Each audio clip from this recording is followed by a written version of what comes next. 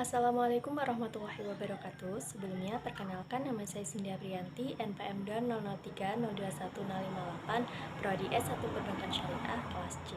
Jadi pada video ini saya akan menyimpulkan materi dari kelompok 4, yaitu mengenai pusat laba.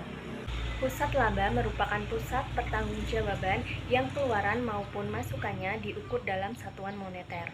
Laba sendiri adalah selisih antara jumlah pendapatan dengan biaya, atau merupakan kelebihan pendapatan di atas biaya.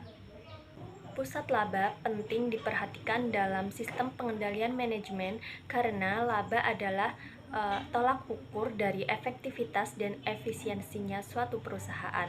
Laba juga dapat disebut dengan indikator utama karena misalkan laba suatu perusahaan meningkat, maka perusahaan dapat berpikir untuk menambah biaya yang harus dikeluarkan agar pendapatan yang dihasilkan nantinya juga dapat meningkat pula. Begitupun dengan sebaliknya, jika suatu laba menurun, maka akan berpengaruh terhadap pendapatan maupun biaya.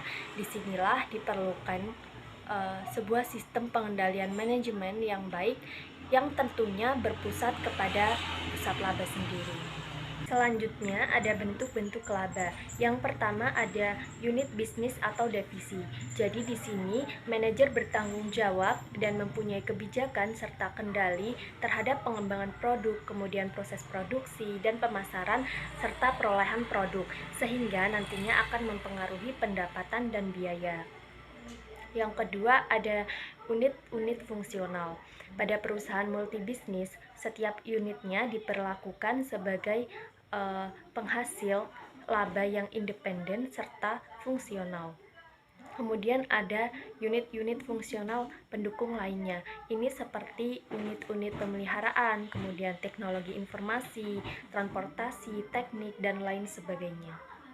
Lalu, apa saja sih manfaat serta keunggulan dari pusat laba ini? Jadi manfaat dan keunggulan dari pusat laba ini antara lain yaitu pusat laba mengharuskan disiplin atas identitas dan penyelesaian masalah. Kemudian pusat laba menyediakan pengarahan ke semua tingkatan manajemen. Selain itu, tingkat laba juga meningkatkan koordinasi, kemudian menyediakan suatu cara untuk memperoleh ide ataupun kerjasama dari semua tingkatan manajemen. Pusat laba juga meningkatkan kualitas keputusan, kemudian dapat menyediakan suatu tolak ukur untuk mengevaluasi kinerja aktual, serta manajer pusat laba lebih bebas untuk berkreasi. Selanjutnya mengenai pertumbuhan laba. Pertumbuhan laba merupakan suatu kenaikan laba atau penurunan laba per tahun yang dinyatakan dalam persentase. Laba ini merupakan ukuran kinerja dari suatu perusahaan. Semakin tinggi laba yang dicapai perusahaan, maka mengidentifikasikan semakin baik kinerja perusahaan. Dengan demikian, maka para investor tentunya akan tertarik untuk menanamkan modalnya. Dan jika laba terus mengalami penurunan pada setiap tahunnya, maka bisa jadi keinginan para investor untuk menanamkan modalnya tersebut akan semakin menurun dan tidak ingin untuk menanamkan modalnya pada perusahaan tersebut. Lalu bagaimana cara untuk mengatasi hal tersebut? Caranya yaitu dengan meningkatkan kualitas produk, kemudian mengenali pasar dan konsumen yang baik, kemudian meningkatkan layanan terhadap konsumennya dan memaksimalkan pemasaran produknya. Yang terakhir ada konsep mengukur laba suatu divisi. Antara lain yaitu adalah laba kontribusi, laba terkendali dan laba tidak terkendali.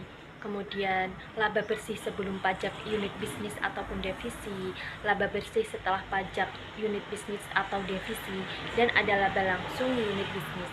Sekian dari saya, kurang lebihnya saya mohon maaf.